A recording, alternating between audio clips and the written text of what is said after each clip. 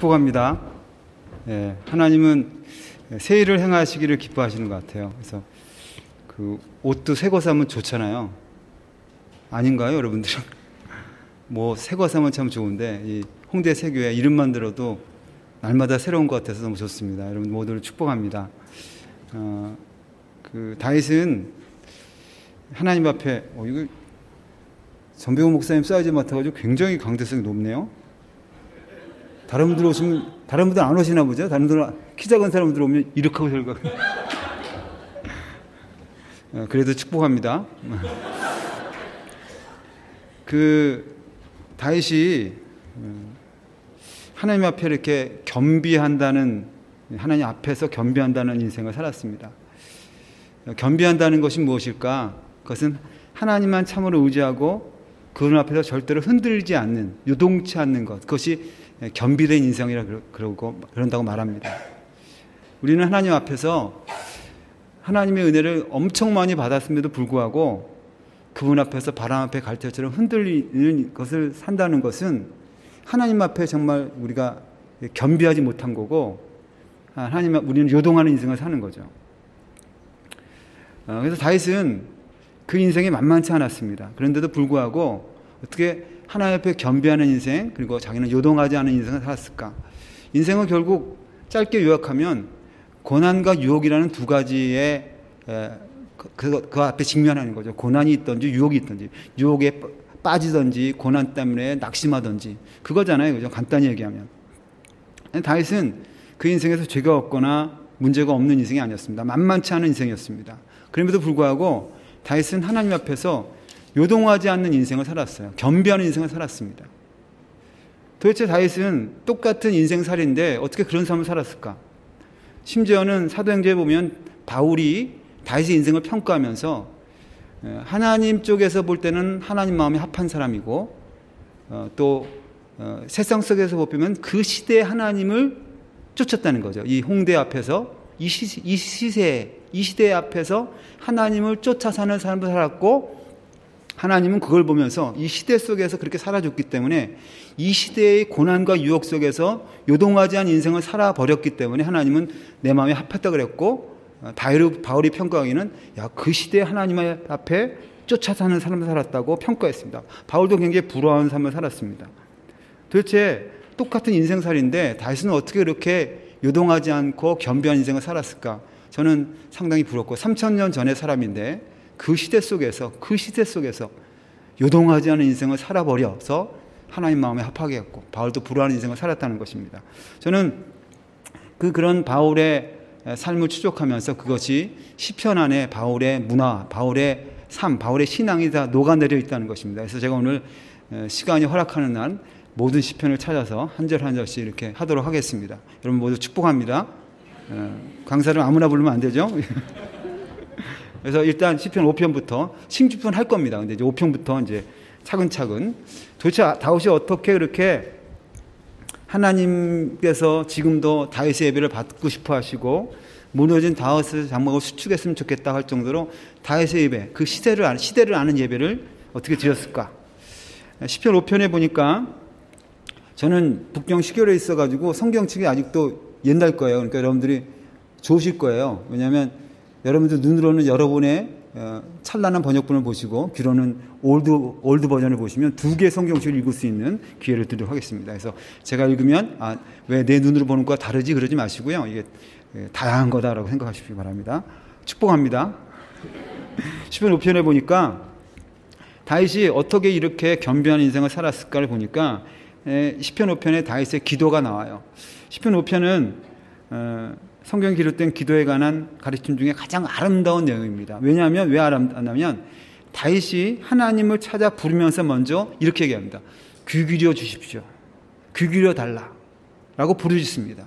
여러분들, 귀 기울여 달라는 것은 관심을 가지고 주님께 들어달라는 요청인 것입니다. 어떤 사람들한테 귀 기울여 주십시오라고 하는 것은 그 사람을 믿기 때문이에요. 그죠? 내 말을 귀 기울여 주십시오 라고 할 수 있는 것은, 여러분들, 여러분의 말을 누가 들어줍니까? 들어주시는군요. 표정을 보니까. 저는 잘 안 들어주더라고, 제 말하면. 제가 진짜 중요한 얘기하면 다른 데서 쌩 까더라고, 이렇게. 많이 느꼈어요, 저는. 그래서 근데 지금 다윗은 참 너무 아름다운 내용이 그래도 아직도 하나님 앞에 나의 말을 귀 기울여 주십시오라고 요청한다는 것입니다. 하나님께서 나의 부르짖음을 외면하지 않으시라는 믿음이 담긴 요청이라는 것입니다. 하나님께서는 반드시 들으시라는 믿음 없이는 귀 기울여 달라는 요청을 할 수 없다는 것입니다. 만일 입으로 그런 말을 한다는 것은 무의미한 것입니다. 상대방에게 들어주지 않는데 귀 기울여 주십시오 하는 것은 얼마나 무의미합니까? 그러니까 귀 기울이시되, 오늘 시편 5편 1편에 1절에 보니까 여호와여 귀 기울여 주십시오 할 때 나의 말에 귀 기울여 주십시오라고 기도하고 있습니다. 이게 얼마나 아름다운 것인지 모르겠습니다. 여러분들, 믿음이라는 것은 주님께 대한 신뢰와 기대와 소망으로 아뢰는 것입니다. 그러니까 나의 말에 관심을 가지고 들어달라는 것입니다. 저희 교회 동역하는 목사님이 계신데 둘째 딸이 바이올린을 굉장히 잘해요. 그래서 이제 그 목사님이 자기 아내가 피아노 연주하고 자기 아내가 바이올린 연주하고 그 앞에서 노래 부르는 걸 참 즐겨하세요. 우리는 별로 즐겨하지 않는데 본인은 그걸 참 좋아하세요. 그런데 어느 날 저한테 그러시는 거예요. 우리 있는데, 교육자 있는데, 우리 둘째 딸이 바이올린만 잘 치기 아니라 기타도 잘 칩니다. 한투 얘기하는데 우리 모두 다 안 듣고 있는 거 있죠, 그죠? 그 둘째 딸이 바이올린 잘 치는 것까지는 받아들이는데 기타가 잘 치니까 귀에 안 들리더라고. 안 들려 막. 가지고 우리가 얼마나 나의 말을 듣기 싫어하는지를 그래서 알 수 있죠. 정말 우리가 하나님 앞에 가장 아름다운 내용이 뭐냐? 하나님 귀 기울여 주십시오라고 할 수 있는 그 대상이 하나님이라면, 그리고 하나님 앞에 나의 말을 귀 기울여 주십시오. 이 말이라는 것은요, 그 사람의 의식과 마음과 생각과 모든 것을 표현해요. 말이라는 것은요, 그 사람의 말을 감량 들어보면 그 말은 그 사람의 의식이고 마음의 표현이고 그 생각이라는 것입니다. 그래서 그 사람 말을 들으면 그 사람의 마음을 알 수 있는 거죠. 결국 내 마음에 나오는 말, 내 마음에 드러나고 아뢰는 말을 들어달라는 요청입니다. 귀 기울여 주십시오, 나의 말이라고 할 수 있는 것, 하나님 내 마음에 근저에 있는 뿌리에 있는 것들을 들어주십시오라고 아뢰는 것이고, 이것은 얼마나 아름다운 내용이고 다윗은 그것을 해버렸다는 것입니다. 마음으로 가득한 것이 입으로 나온다는 것입니다. 사실 마음이 담기지 않는 기도, 마음이 우러나지 않는 기도, 하나님이 들으시지 않으시고 무의미한 거라고 할 수 있습니다. 지금 시편 5편에 여호와여 귀 기울이십시오 나의 말에, 그리고 나의 심사를 통촉하소서라고 하고 있습니다. 이 사실 시편은 이렇게 대끼고 이게 부연하는 게 많은데, 하나님 귀 기울이십시오 나의 말에, 그리고 그것을 더 진일보하는 것이 뭐냐면 내 심사를 통촉해 주십시오. 이 심사라는 것이 얼마나 멋있는 말입니까? 마음과 생각을 통촉해 주십시오. 마음과 생각. 그런데 이 심사라는 말은 더 자세히 얘기하면, 심사라는 것은 마음에 있는 것이 저절로 입 밖으로 말이 되어 나오는 것이 심사라는 것입니다. 여러분들, 어떤 사람의 마음과 생각이 가득 차 있어가지고 깊은 생각에 잠겨 있으면서도 생각이나 마음속에 머물러 있지 못하고 저절로 입술에 말이로 읊조리면서 응얼거림, 이게 심사라는 거예요. 그러니까 내 마음에 가득 차서 막 읊조려 나오는 것, 그것을 들어주십시오. 얼마나 이 간절합니까? 마음의 깊은 곳에 머물러 있기에는 답답하여서 도저히 마음속에 머물러 있을 수 없어서 부르짖음이 져서 나오는 것, 내 마음을 채우고 남아서 입 밖으로 터져 나오는 것, 그게 심사라는 것입니다. 그것은 얼마나 간절한가. 다윗은 그것을 날마다 토해냈다는 것입니다. 기도라는 건 결국 컵에 물이 쏟아지는 것처럼 내 마음을 쏟는 것입니다. 그 마음을 쏟아서 하나님께 말하는 것, 들어주십시오 나의 말에, 그리고 나의 깊은 근저에 있는 내 마음에 생긴 뜻, 내 마음에 담긴 뜻, 너무나도 절실하고 간절해서 나도 모르는 사이에 입 밖으로 말이 되어 나오지만 어디까지나 마음속에 깊이 있는 그 말 들어주시를 구하는 것입니다. 그래서 기도는 여러 가지 많은 기도를 할 수 있지만 언어화하는 것이 중요한 것입니다. 왜냐하면 그것이 내 마음과 생각과 의식의 표현을 정리하는 것이기 때문이라는 것입니다.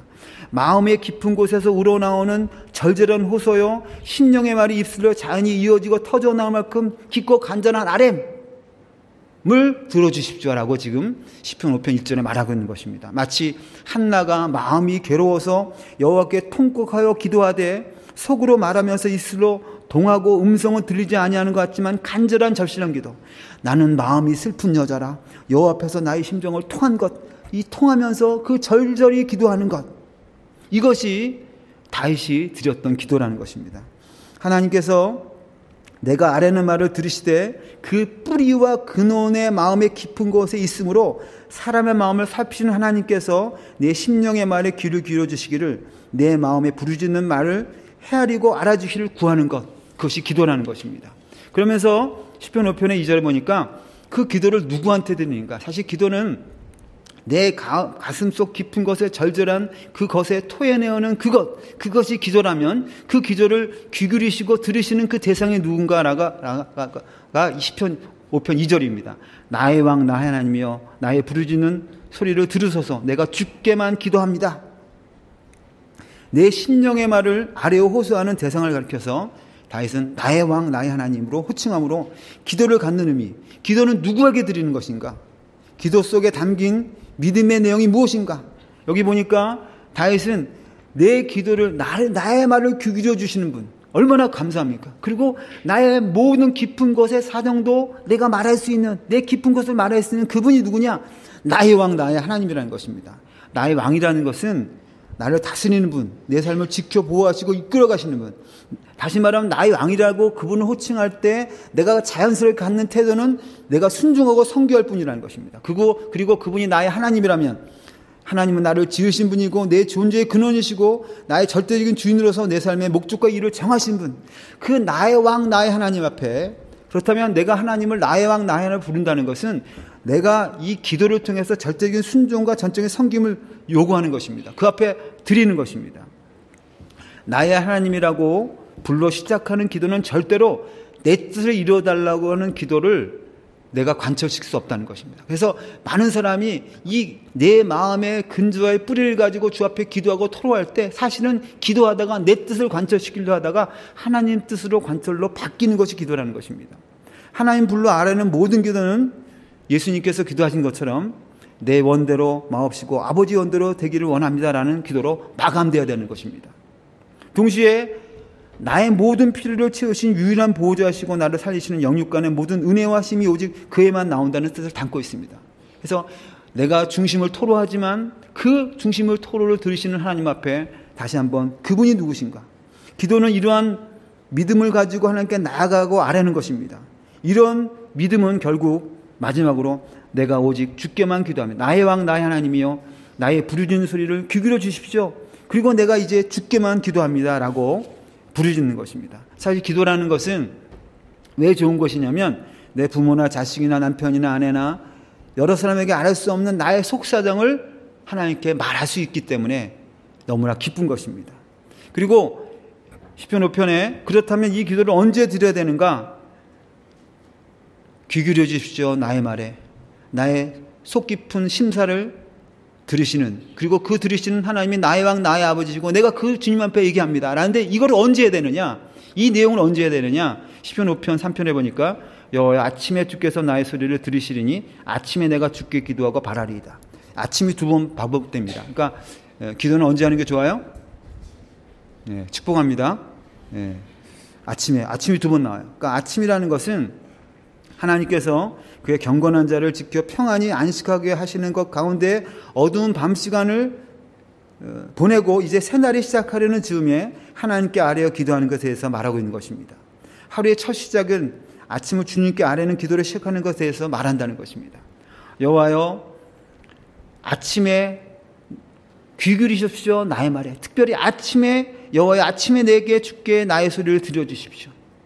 아침에 내가 주께 기도하고 이 여호와 아침에 내가 주께서 나의 소리를 들으시고 아침에 내가 주께 기도하고 이 아침에 내가 주께 기도하고라는 말이 이 기도한다는 말이 더 정확히 얘기하면 버려놓다는 뜻입니다. 이 뭘 버려놓다. 버리는 게 아니라 뭐 이렇게 가지런히 버려놓다 그런 뜻입니다. 아침에 내가 주께 기도하고 하는 기도하고 하는 내용이 버려놓다는 것입니다. 영어로 하면 영어에도 괜찮겠습니까? 제가 밤에만 영어를 배워가지고 제가 중국에서 왔는데 이 버려놓고라는 말이 다른 말로 하면 bringing a sacrifice입니다. 그러니까 제사장들이 제물을 이렇게 가져오는 것, 가지고 와서 버려놓는 것. 다시 말하면 하나님께 제사 드릴 때 그 모든 넓적자리와 콩팥과 이런 걸 다 쪼개가지고 그거를 버려놔가지고 이렇게 가지런히 해서 이렇게 불로 태우기 직전에 이렇게 콩팥, 뭐 넓적다리 이렇게 뭐 기름 이렇게 해가지고 이렇게 해서 버려놓는 거 가는 것. Bringing a sacrifice. 버려놓는 것. 아침에 내가 주께 기도하는 것이 버려놓다는 것입니다. 그러니까 하나님과 제사 드릴 때 제물에 버려놓는 공에 상응하는 단어라는 것입니다. 다시 말하면 성도가 하나님께 기도를 하는 것을 가리켜서 가지런히 버려놓는다는 것입니다. 아침마다 나의 모든 사정을 가지런히 정리하여 놓듯이 하나님 앞에 하나씩 드러내는 것이 아침에 주께 기도하고, 이 제사장의 단어지만, 버려놓는 단어지만, Bringing a sacrifice 단어지만, 다시 말하면 오늘 우리가 아침마다 나의 모든 사정, 내 속사정, 나의 근저에 있는 것을 토해내어서 하나님께 귀 기울여 주십시오. 나의 사정을. 그리고 그 사정을 하나씩 버려놓고 기도하는 것. 하루 시작하는 첫 시간에 아침마다 하나님 앞에 나가서 그의 모든 사정을, 그의 모든 생각과 뜻을, 계획을 하나하나 아뢰는 것입니다. 주 예수를 묻는 것이 하루를 시작하는 것을 말하는 거다는 것입니다.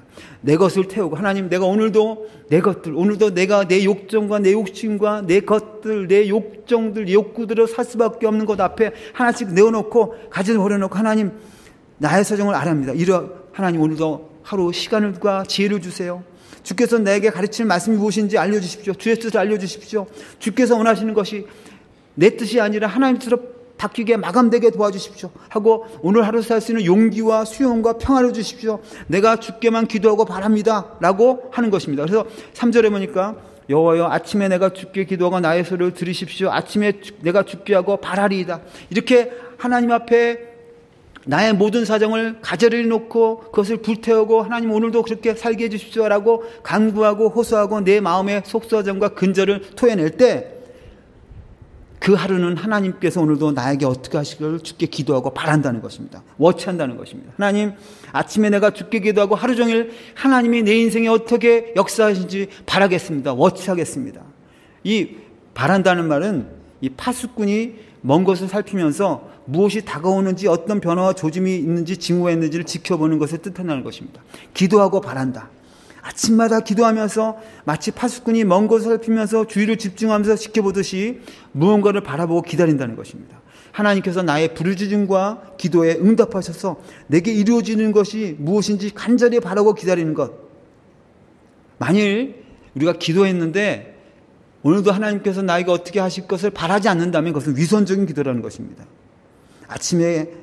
아침을 기다린 것보다 더 간절한 마음으로 먼 것을 살피면서 기도하는 자는 하나님께서 나의 부르짖음에 어떻게 응답하시는지 지켜보면서 기다려야 하는 것입니다. 참으로 믿음으로 기도하였다는 것은 이렇게 기다리지 않을 수 없다는 것입니다. 제가 오늘 이 공덕역으로 이렇게 택시를 타고 오는데 제 인생의 처음인 것 같아요. 아침에 이렇게 하나님 오늘도 도와주십시오. 홍대 세교회 가서 제가 설교하는데 제가 뭘 할 수 있겠습니까? 우리나라에서 전 세계 설교 제일 잘하는 전병훈 목사님 교회 익숙한 그 성도들에게 이렇게 허접한 설교를 하는 제가 그냥 시키기가 하는 거지. 그래서 이렇게 기도하고 왔는데 기도가 절실하겠죠. 내 마음에 토해내서 귀 기울여 주십시오. 나의 말에. 그리고 내 근저에 저희를 토해내는 거죠. 하나님 도와주십시오. 지혜를 주십시오. 이렇게 기도하고 있는데 택시를 탔어요. 근데 택시를 탔는데 제가 가장 선호하는 차가 택시 관랑이에요. 그죠? 제가 제일 좋아하는 차가 택시인데 막 아무 데나 쓸 수 있고 돈 내면 거기까지만 가고 너무 좋잖아요. 그죠? 기사랑 얘기 안 해도 되고. 근데 택시를 탔는데 제가 전화를 통했어요. 저 형이랑 막 전화를 통했는데 아무래도 이제 기독교적인 용어가 오겠죠. 그랬더니 그 기사가 저를 씩 들어보더니 선교사님이신가 봐요. 그래서 아니요. 저는 그냥 북경에서 그냥 목회하고 있어요. 그럼 해외 나가면 선교사님이죠. 그러더니 거의 됐더니 자기가 오병 이후에 2마리 물고기를 꼭 이렇게 귀한 사람이 타면 선물한대요. 자기가 직접 만든 거래요. 그거 주고 택시금을 10,000원을 띵 냈더니 성교비 하죠. 안 받겠다 그래가지고 얼른 제가 10,000원을 집어넣고 선물을 받았어요. 축복합니다. 예. 오늘 뭔가 있을 것 같아요. 제가 2호를 받았으니까 여러분 5병을 받기 바랍니다. 축복합니다. 기적이 날 것을 믿습니다. 하나님 역사하시는 것 같아요. 오늘도 말씀을 듣는 중간에 역사할 것을 믿습니다.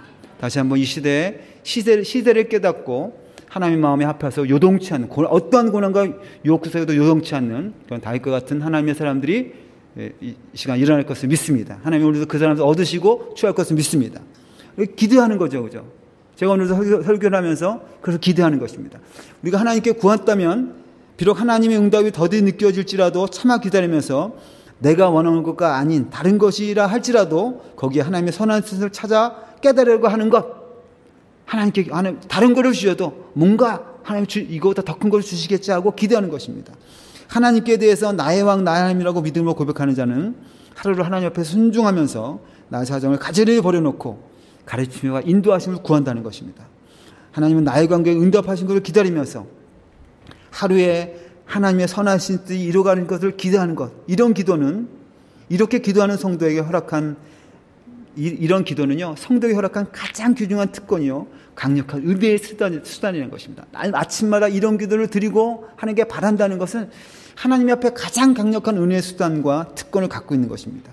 날마다 하나님께 그의 사정을 알아시면서 그의 삶에 개입하시면서 그의 걸음걸음을 이끌어 가시는 하나님을 바라면서 기대하고 요청하고 사랑하는 것, 이 사람이 바랄 수 있는 가장 복되고 아름다운 삶의 행복이라는 것입니다. 여러분들 이렇게 기도할 때 정말 하루 중에 어떤 대박과 어떤 축복이 올까요? 축복합니다. 전혀 그런 걸 기대하지 않는 것 같은. 그것이 보통 시편은 1, 2절에 1, 2절을 해석하면 나머지는 쭉 읽으면 돼요. 그죠? 그러니까 제가 지금 3절까지 했으니까 4, 5, 6, 7, 8, 9, 10, 11, 10, 11, 12. 제가 앞으로 시편 5편 돼야 되고 16편 돼야 되고 시편 63편 돼야 설교 끝나걸랑요.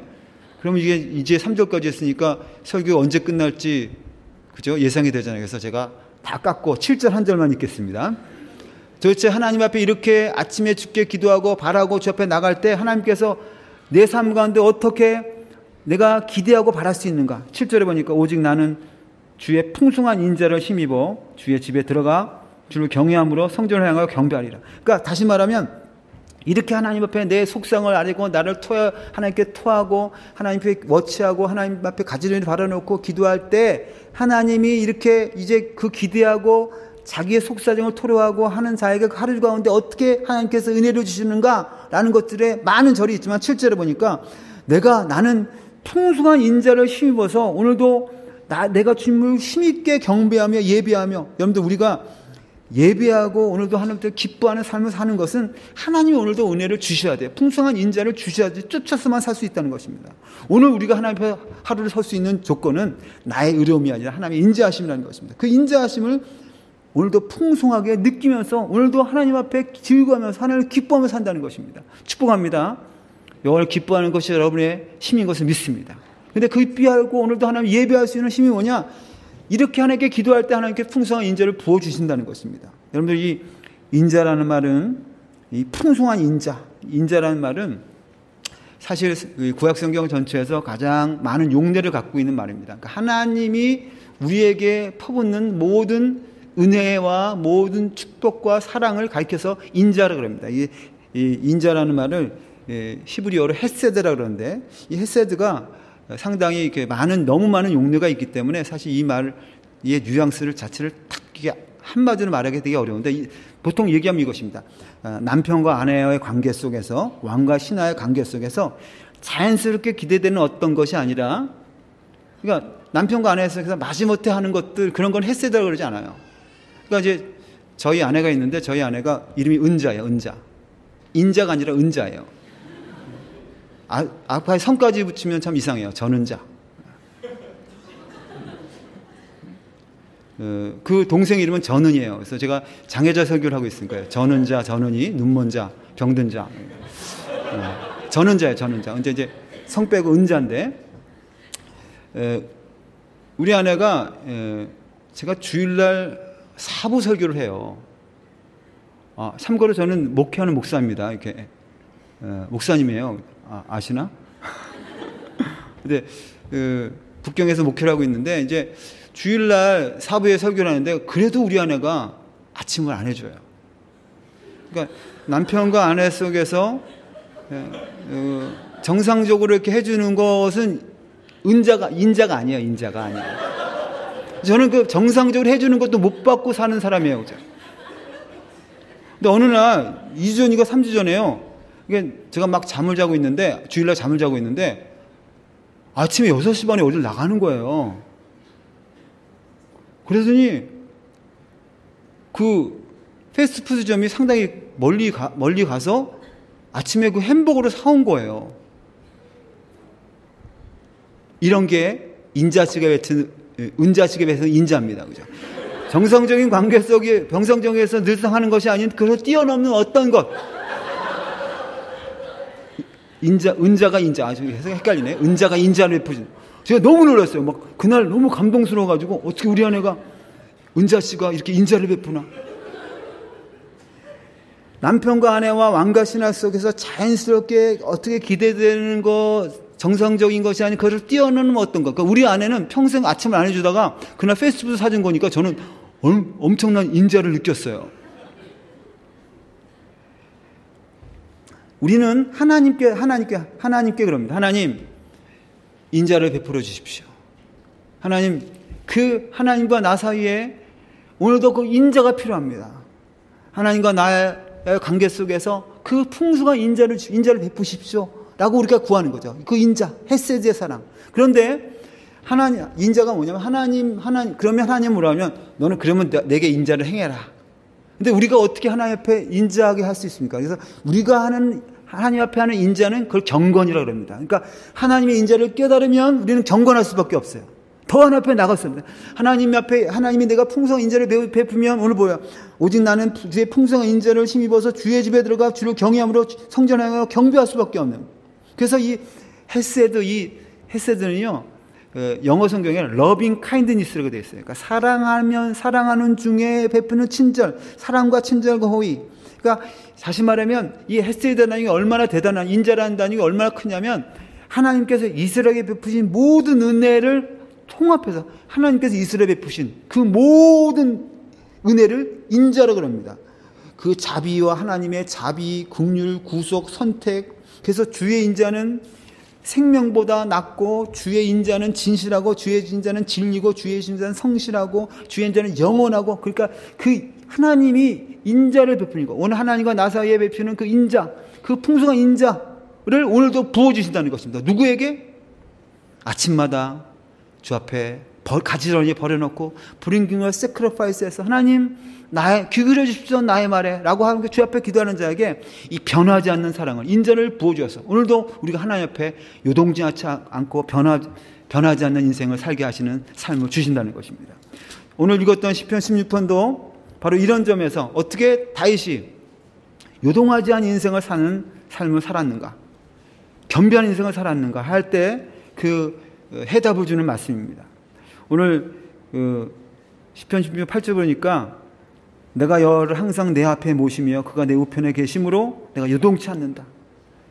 우리가 어떻게 하면 요동하지 않는 인생, 겸비하는 인생을 살 수 있는가? 그것은 하나님 앞에서, 오늘 내 앞에 계신 주님, 여호와를 항상 내 앞에 모시며 하나님 앞에서. 여러분들 우리가 가장 행복할 때가 언제입니까? 그렇죠? 엄마 앞에서 짝짝꿍, 아빠 앞에서 짝짝꿍. 그렇죠? 엄마 앞에서, 아버지 앞에서, 아빠 앞에서 재롱을 부릴 때 그 하나님 그 아버지와 엄마의 면전에 있을 때가 제일 기쁜 거죠. 오늘도 우리가 여호와의 낯을 피하고 가인이 여호와를 앞세우고 에덴의 동쪽에 거할 때마다, 하나님 낯을 떠날 때마다 그것은 우리를 요동하게 하고 우리를 고난과 유혹 속에서, 그죠? 우리가 고난과 유혹 속에 빠집니까? 하나님을 떠나니까 그런 거죠. 오늘도 날마다 하나님 앞에서, 그리고 하나님 앞에 사니까 그분이 내 우편에 계신 거예요. 하나님 임재 가운데 날마다 살게 될 때 내가 유동하지 않는 인생을 살게 된다는 것입니다. 오늘 시편 16편을 보니까 여호와를 항상 내 앞에 모시며 그가 내 우편에 계심으로 요동치 않는다. 그리고 이러므로 내 마음이 기쁘고 내 영도 즐거워하며 내 육체도 안전히 거하리니. 여기 보니까요, 시편 16편에 보니까 항상 하나님의 임재 앞에서, 하나님 앞에서, 하나님 연전 앞에서 하나님을 떠나지 않고 날마다 그 앞에서 살아드리면 어떻게 되냐면, 첫 번째요, 내 마음이 기쁘고요. 두 번째는 내 영광이라고 그랬는데 다른 성경에 보면 내 영도 기뻐하고 내 영도 즐겁고 내 육체도 안전하다. 그러니까 정말로 하나님 앞에 살 때 내 모든 것이 다 통합돼서 온전한 거예요. 그렇죠? 축복합니다. 여러분들 마음과 영과 육체가 다 즐거워하고 기뻐야 돼요. 그렇죠? 온전해, 통합돼야 돼요. 그렇죠? 저는 예수 믿는데 마음이 기쁘지 않다.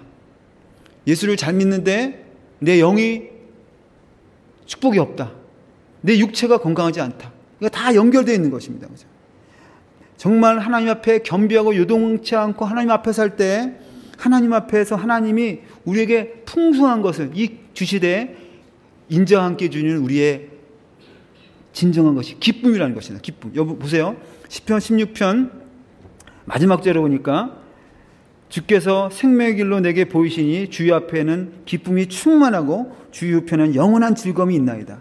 정말 우리가 하나님 임재 앞에 하나님 앞에서 내가 살 때 내 마음이 기쁘고 내 영이 즐거워하고 내 육체가 안전하면서 그 주님 앞에 내 앞에 계신 주님을 항상 보이고 그분이 내 우편에 계심으로 내가 유동치 않는 인생을 살게 될 때 나에게 주는 것이 뭐냐? 주님이 앞에 있는 기쁨이 충만하고 우편에는 영원한 즐거움이 있다는 것입니다. 여호와를 기뻐하는 것이 여러분의 힘인 것을 믿습니다. 여러분의 마음을 손으로 이루어주십니다. 여러분들 우리가 이 땅에 살면서 두 가지가 있으면 기쁘지 못해요. 죄의 짐과 자아의 짐. 그래서 우리 죄의 짐을 짓고 있으면 절대로 기뻐할 수 없습니다. 이 죄. 또 한 가지는요, 이 자아, 이 셀프의 짐. 이 흘려보내야 됩니다. 이 여러 가지 생각들, 오만 잡동사니의 생각들, 그 생각들을 가지고 타고 도는 내 감정들, 이 감정들을 붙잡는 욕구들을 붙잡고 있는 이런 것들이 오늘도 나의 인생을 버겁게 하는 거예요. 그래서 그 생각들과 그 수많은 생각들에게 어떻게 답을 다 주며 그 많은 감정들을 어떻게 다 처리할 수 있습니까? 그 많은 욕구들을 내가 채울 수 있습니까? 그리고 그거를 갖고 있는 그 모든 자아의 왕, 이것들을 갖고 있는 이 에고가 강하면요, 이것 때문에 아무리 뭘 줘도 기뻐할 수 없어요. 그죠? 우리가 흘려보내야 됩니다. 오늘 하나님 앞에서 정말 내 마음이 빼앗기는 것처럼 하나님 앞에서 내가 엄마 앞에서 짝짝꿍하고 아빠 앞에 짝짝하는 것처럼 정말 하나님 앞에 내가 날마다 하나님의 마음이 빼앗겨서 정말 하나님 앞에 하나님과 홀딱 반해서 하나님 앞에 살 때 그 하나님이 주시는 기쁨과 즐거움이 나를 엄습한다는 것입니다. 마지막으로 시편 63편에 보니까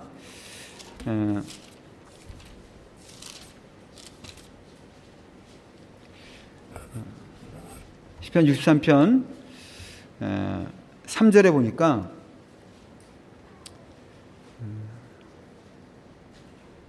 다윗이 또 한편의 시를 졌습니다.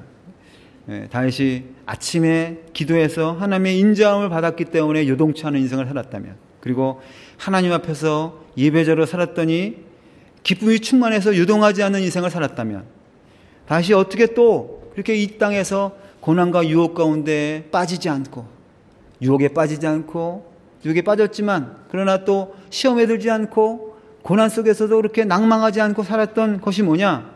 시편 63편에도 또 비밀이 있다는 것입니다.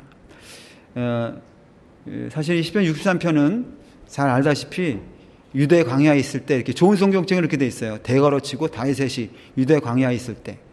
여러분들 왕이 광야에 있을 때는 안 좋을 때겠죠, 그죠?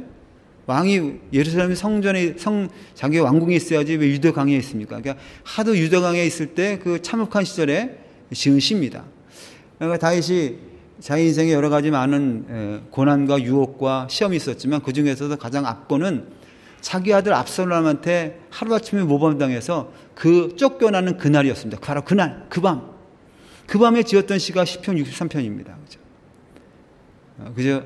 정말 인생에서 여러 가지 참혹한 일이 있을 수 있지만, 이렇게 낙담되는 일이 있을 수 있지만, 이렇게 고난이 있을 수 있지만, 어떻게 자기 아들한테 정말 정보라도 캐고, 그 다음에 거기 얼마나 자기의 군대 장관들과 그 수석 비서관들이 뭐 했길래 아들이 모반하는 것 정도 미리 정보를 못 줘가지고 그렇게 횡망하게, 황급하게 도망치게 합니까? 그죠? 얼마나 그날, 그 시간, 환경과 사건과 사람을 원망할 시간이 많았겠습니까? 하여튼 그날 쫓겨가는 그 시간에 그는 유다의 한 광야의 나루터에서 그 밤을 보내게 됐습니다. 얼마나 사람이 착잡하겠습니까? 그래서 시편 63편에 다윗이 이렇게 고백합니다. 하나님이여, 주는 나의 하나님이라. 내가 간절히 주를 찾되 물이 없어 마르고 공핍한 땅에서 내 영혼이 주를 갈망하며 내 육체가 주를 앙모하나이다. 정말 그 물이 없는 곳에서 광야에서 내 육체가 마르고 정말 내 영혼이 마른 것처럼 갈망하면서 주를 앙모하고 찾을 수밖에 없는, 어쩌면 하나님과 다윗 사이에 가장 긴밀한, 가장 간절한 시간이었습니다. 다윗은 이 시간에 그 아들로부터 쫓겨가는 모반하는 그 모범당한 그 광야의 나루통에서 어쩌면 사실은 그 밤, 그 인생의 마지막 밤이었을지 모릅니다. 아들한테 쫓겨가서 유다의 광야에서, 그 광야 나루통에서 생의 마지막을 보낼 수밖에 없는 그 절대절명의 순간에 다윗은 하나님 옆에 내가 지금 물이 없어서 간절히 물을 찾는 사람처럼 내 영혼이 지금 주님을 찾습니다. 그리고 오히려 다윗은 그 위경 중에 하나님, 내가 그 성소에서 예배했던 영광을 바라봅니다. 그래서 다윗이 이렇게 얘기합니다. 아까 얘기했죠. 인자. 그 광야의 나루통에서 인간의 가장 아들로부터 모반당하고 그 밤 광야 나루통에서 인생의 마지막이 될 수밖에 없는 그 상황 속에서 다윗은 하나님을 찾고 간절히 부르짖으면서 그 하나님을 만날 것을 고대하면서 다윗이 뭐라 그러냐면, 내가 지금 이 순간, 이런 고백을 하고 있습니다. 주님의 인자가 생명보다 낫기 때문에 내 입술이 주님을 찬양합니다. 놀라운 말이죠. 그죠? 그 순간에 내가 오늘도 생명이 여기서 다한다 할지라도 생명보다 내 인자가 더 큽니다. 그래서 내가 내 입술이 주님의 인자를 더 크다고 말하겠습니다. 주의 인자가 내 생명보다, 정말로 생명이 유복했습니다. 어쩌면 그날 생명이 마지막이었을지도 불구하고 내가 이 순간은 내가 주님의 인자가 생명을 낳았기 때문에 내 입술로 부르짖어 주님을 찬양하겠습니다. 아니, 이러므로 내 일평생에 남은 삶이 내게 주어진다면, 이제 내 오늘도 마지막이어도 내가 인자를 생명보다 낫기 때문에 주님을 내 입술로 찬양하고, 혹시 나에게 인자를 더하셔서 내 인생을 더 준다면, 이러므로 내 평생에 주를 송축하며 주의 이름으로 내 손을 들겠습니다 라고 찬양하는 것입니다. 그 자리에서. 그리고 골수와 기름 죽을 것을 먹은 것 같이, 어쩌면 사실은 이 하루 종일 쫓겨다니는 삶 가운데서 다시는 아무것도 먹지 못했을 것입니다. 뭘 또 먹을 수 있겠습니까? 그런데 그 시간에 골수와 기름진 것을 먹은 것 같이 내 영혼이 만족할 것이라. 내 입이 깊은 입술로 주님을 찬송하겠습니다. 오히려 그 속에서 하나님의 찬송으로 거듭나고 있는 다윗을 보게 됩니다. 내가 나의 침상에서 주를 기억하며, 그런데 그 모진 밤 광야 나루터에서 그 얼마나 많은 사건 속에서, 그 많은 그 시달림 속에서, 그 모든 상념과 고뇌 속에서, 그 인생의 어려움 속에서, 마지막을 올지 모르는 속에서 그는 그 밤을 보내면서 겨우 찾아낸 게 정말 내 생명보다는 주님의 햇새 자상이 더 큽니다. 그리고 내가 이제 남은 생에 내 입술로 주님을 찬양하며, 이러므로 내가 손을 들고 주님을 찬양하겠습니다. 그리고 내가 이 시간 아무것도 먹지 못해도 하나님 것으로 내 영혼이 만족해서 내 입술로 찬송합니다 라고 하면서 그렇게 모진 밤을 보내고 있는데, 결국 그런 시간에도 잠은 찾아온다는 것입니다. 그래서 내가 나의 침상에서 주를 기억하며 밤중에 주를 묵상할 때, 그죠? 그 부하들이 그 광야 나루터에서 그냥 뭐 하나 목포 깔고 이렇게 자라 그럴 때 이제 자는데 또 피곤한 거예요, 그죠? 잠을 자는데 내 침상에서 다시 주를 기억하면서 밤중에 주를 묵상할 때 다시 이렇게 고백합니다. 주는 나의 도움이 되셨습니다. 내가 주의 날개 그늘 아래 즐거이 부리리라. 그 위경의 시간이 나중에 알고 보니까, 그때 그 광야 나루통에서 아무도 그 칠흑같이 어두운 밤에, 그 싸늘한 밤에, 그 마음이 외로운 밤에 그 광야의 나루터에서 모포를 깔고 자고 있는데, 다윗이 나중에 그거를 복귀해 보니까 그 침상에서 내가 주를 기억하고 밤중에 주를 묵상할 때, 그때 주님이 나의 도움이 되셨습니다. 내가 주의 날개 그늘 아래 있었던 것을 깨닫게 됐습니다. 오히려 그 자리가 가장 하나님의 도움을 받았던 자리요, 주의 날개 그늘 아래 품었다는 것을 나중에 깨닫게 됐습니다. 왜냐하면요, 사실은 그 밤 어떤 일이 있었냐면, 압살롬이 예루살렘 성을 모범안에 들어갈 때 아이도멜이라는 세계 그 당시의 최고의 철학가가 글쎄 압살롬 팀과 합류했다는 것입니다. 아히도멜은 정말로 이 조조와 같은 최고의 책략가입니다. 그래서 그 밤에 이 모반을 성공시키기 위해서, 왜냐하면 자기도 이 압살롬한테 함께 합류했기 때문에 그 모반을 성공해야지, 안 그러면 자기도 목숨을 잃기 때문에 아주 중요한 책략을 그 밤 압살롬에게 얘기합니다. 이 모반이 성공하기 위해서는 지금 12,000명을 뽑아서 지금 다윗이 어디쯤 있을지 보니까 거기 찾아가서 거기를 다 죽여버려야, 오늘 이 밤에 끝내버려야 됩니다. 그래야지 이 모반은 성공합니다. 왜냐하면 다윗과 다윗의 용사들이 소수지만 장난이 아닌 거죠.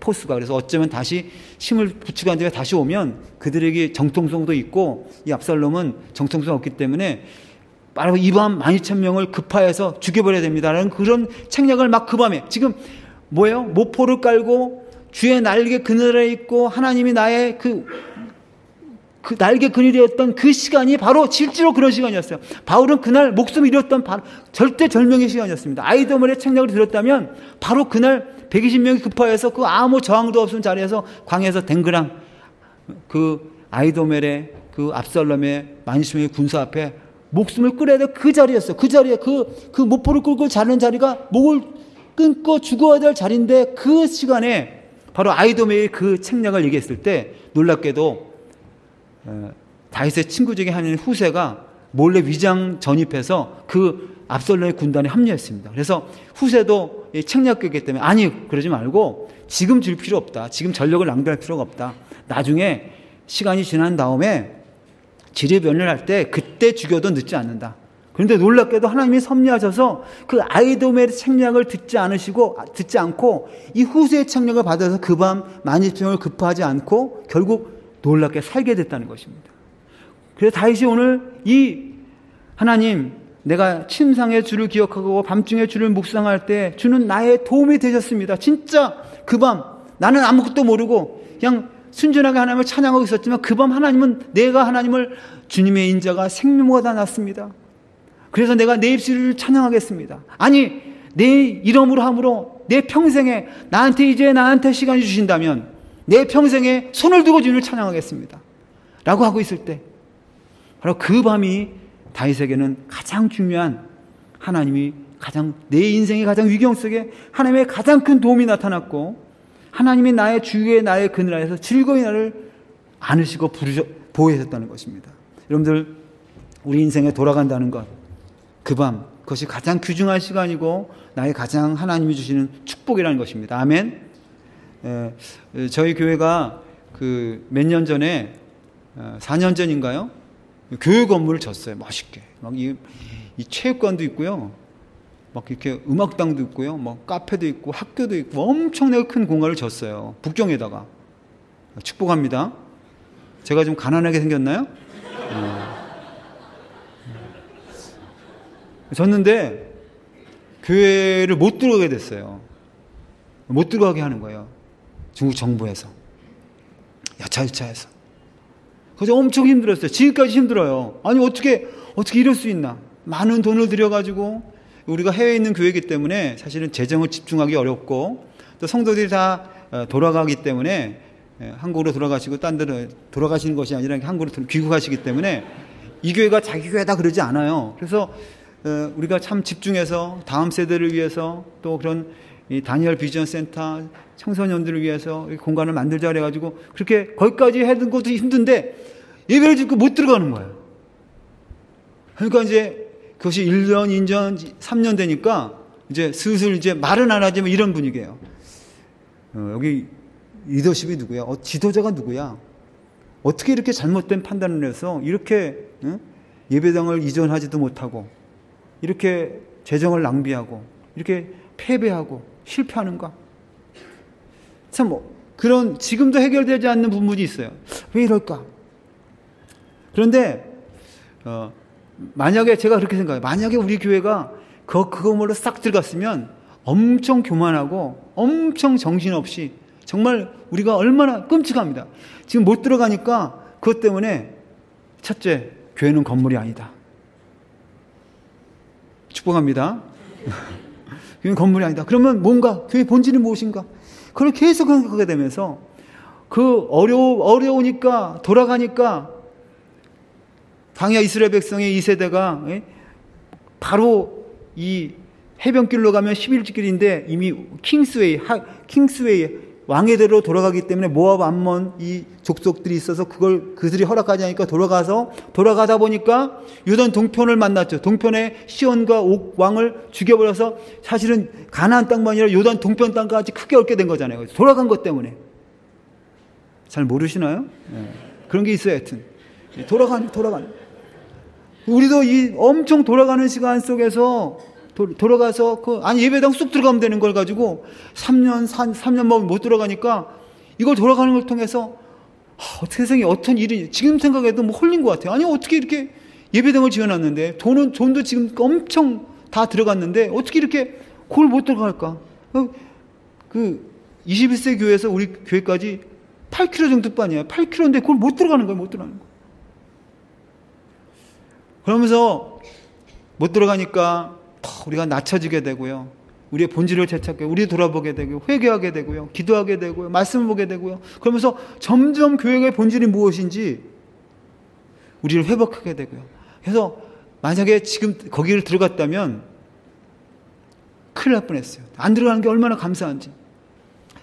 올해 총가요. 생각의 발상은 정말 놀랍더라고요. 어느 분이 그렇게 해야 되는 거예요. 믿음도 없는 남성교회 회원들이 그런 얘기를 하는 거예요. 목사님, 아니 그냥 주일 예배 끝나고 갑시다. 그러니까 21세 호텔에서 예배를 드리고 주일날에는 그 장소를 못 쓰는 거예요. 새로 지은 예배당을. 그러니까 맞아. 그래서 이제 우리가 애프터 서비스를 만들었어요. 예배 후에 또 예배를 드리자. 애프터 서비스. 아시나요? 예. 그래서 어느 날 제가 그랬어요. 주일날 설교를 딱 마친 다음에 오늘 우리 모두는 예배 마치고 우리 이제 그 새로운 예배 장소를 좀 뉴트럴하게 이름을 중용적으로 쓰기 위해서, 중성적으로 쓰기 위해서 DBC라고 그러냐? 다니엘 비전 센터. 그래서 다니엘, 중국인데 교회라고 그럴 수 없으니까 다니엘 비전 센터, 청소년 센터 이렇게 했는데 예배 마치고 그랬어요, 제가. 축도 마친 다음에. 자, 손 드십시오. DBC로 가자. 그래가지고 다 예배 마치고 주일날, 그러니까 그 생각을 못 한 거예요. 그러니까 주일날 21세에 드리고 다 예배 마치고 그쪽으로 간 거예요. 가니까 문제가 해결되더라고요. 그냥 거기서 또 예배 드리면 되니까. 그래서 주일 예배 마치고 가서 성경 공부하고 기도하고 이러니까 그 3년 반 동안 물론 지금도 완벽하게 거기서 주일 예배를 못 드리는 문제는 있지만 그래도 주일날 예배 마치고 가니까 이제는 그런 리더십에 대한 문제가 없이 그러면서 이 잔혹한 시간, 아주 크루셜한 이 잔혹한 시간에 오히려 하나님께서 우리의 본질을 회복하게 하고 정말 하나님의 인자, 하나님의 얼마나 더 우리를 그걸 통해서 우리가 건물이 아니라 교회가 무엇인지. 그래서 우리가 최근에 우리 교회가 이 오렌지 교회라고 그래요. 오렌지 교회. 축복합니다. 오렌지는요, 그 노란 색깔과 빨간 색깔이 합쳐지만 오렌지가 나오는 거예요. 그죠? 굉장히 의도적인 색깔입니다. 그죠?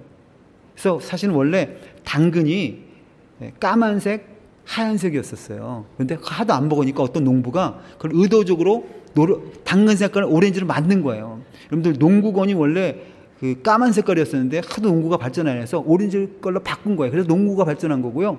여러분들 산업안전위원회 꽃갈콘 이렇게 그 산업안전위원회 그 콘 있잖아요. 이것도 다 오렌지 한 거는 다 의도적인 것입니다. 그래서 그 따뜻한 의미의 빨간 색깔의 의미의 가정과 그리고 밝은 빛을 나르는 노란 색깔의 것이 의도적으로 합칠 때 오렌지가 되는 것처럼 이 가정과 교회가 하나 되는 교회. 그래서 지난 2000년 동안 어쩌면 교회가 성장하느라고 이 서구의 개인주의와 교회 성장주의가 합쳐져 가지고 교회 성장주의가 돼서 교회는 컸지만 가정을 돌보지 못하는. 그래서 거꾸로 교회가 가정을 도와야 된다. 사실 이런 모든 개념들이요. 우리가 다 이 3년 반 동안 4년 동안 스트러글 하면서 고난받으면서 돌아가면서 제대로 그 8km 되는 것을 4년 동안 매일 못 가면서 교회가 뭘까? 교회의 본질이 뭘까? 그래서 더 기도하고 말씀으로 돌아서고 회복하면서 교회는 건물이 아니다. 그럼 교회는 뭘까? 교회는 쉐마다. 다음 세대에게 하나님 말씀을 전수하는 거다. 부모가 교사가 되는 거다. 오렌지 교회가 되는 거다. 그러면서 이런 것들이 되면서 이제 우리가 주일날 예배 마치고 가정을 도와줘요. 가정. 그래서 패밀리 익스피리언스라고 해서 우리 교회 안에 텐트를 칩니다. 10개 텐트를 쳐가지고요. 금요일 밤에 10개 가정의 부부 사이가 가장 안 좋은 부부들, 물론 그 사람들은 모르죠. 예. 초청자 베이스의 10가정을 초청합니다. 자녀들과 함께. 그래서 텐트 10개를 치고요. 교회가 크다는 거죠. 교회 안에 텐트를 10개 칠 수 있다는 것은. 그래서 그 안에다가 텐트를 치고요. 다 팻말을 붙여놓고요. 그 사람들한테 최고로 막 각 가정에 먹을 것 갖다 주고 자녀들 돌봐주고 그다음에 밤에는 커튼 쫙 걸리면요. 영화 보여줍니다. 영화도 보여주고, 뭐, 영화 보여줄 때 저희가 직접 감자, 고구마, 땅콩 갖다 주고, 그래가지고 그 가정 해가지고, 그 다음 아침에 최고 하이라이트가 뭐냐, 가정 예배를 드리게 하는 거예요. 아버지가 주도해서. 그런 것들 하면서 하나님께서 정말 우리가 3년 반, 4년 동안 그 예배 정지해 놓고 돌아가지 못하는 그 하드타임을 통해서 얼마나 우리를 그 잔혹한 시간에 그 본질로 돌아가고 회복하고 진짜 교회가 무엇인가 하나님이 그 본질을 지금도 찾아가게 하시고 그래서 돌아가는 것이 또 고난이 요동하지 않고 겸비하고 하나님 바라보면서 다시 한번 우리가 나가는 것이 얼마나 중요한 것인가. 저는 이 홍대 세교회가 어쩌면 한국교회가 가장 잔혹한 시대, 잔혹한 시대를 걷고 있잖아요. 정말 아무것도 되지 않는 시대 가운데 어쩌면 가장 잔혹한 이 악랄한 세상의 악의 문화가 가장 판을 치는 그 홍대 앞에서 하나님께서 돌아가는 것 같지만 이 땅에 이 세교회를 세우신 것은 다시 한번 누구다 하지 없는 이 교회의 본질, 이 시대의 교회의 본질을 회복하는 그런 교회가 될 것을 믿습니다. 그래서 여러분들 모두를 축복하고요. 그런 것 앞에 시대의 용서를 쓰고 용서하는 여러분들에게 오늘 다윗의 요동치 않고 하나님께 겸비하는 그런 놀라운 삶, 아침마다 기도하고 항상 하나님 앞에서 그리고 어떠한 위경 속에서도 내 생명보다도 하나님의 인자가 큽니다를 깨닫는 사람이 될 때 그 시대 앞에 요동치 않는 하나님 앞에 겸비한 또 하나님이 마음에 합한 그리고 그 시대를 쫓아서 하나님 앞에 예배드리는 그런 다윗 같은 흔들리지 않는 하나님의 삶을 살게 될 것을 믿습니다. 저는 홍도세교회가 그렇게 새롭게 시작해서 너무 감사드리고 또 전병 목사님과 여러분 성도들이 다 이렇게 찾아왔지만 아마 하나님께서 분명히 여러분들 얻으시고 취하시고 시키시르이셔서 이곳에 그죠? 하나님 만물에 다 때가 있고 기한이 있고 거주 한계를 정하시는데 이곳에 안착하게 한 것이 하나님이 이 땅을 너무 사랑하시고 이 땅에 어떤 영적인 진원지가 필요하고 생수강이 흘러 넘치는 이 땅을 그 아름다운 물로 바꾸시려는 하나님의 놀라운 계획이 있게 된 것을 믿습니다. 그런 시대적인 사명을 감당하실 때 특별히 다윗처럼 겸비한 인생, 어떤 환경 속에서 고난 속에서도 요동하지 않는 그런 교회와 교인과 홍대가 세계되기를 축복합니다. 기도하겠습니다.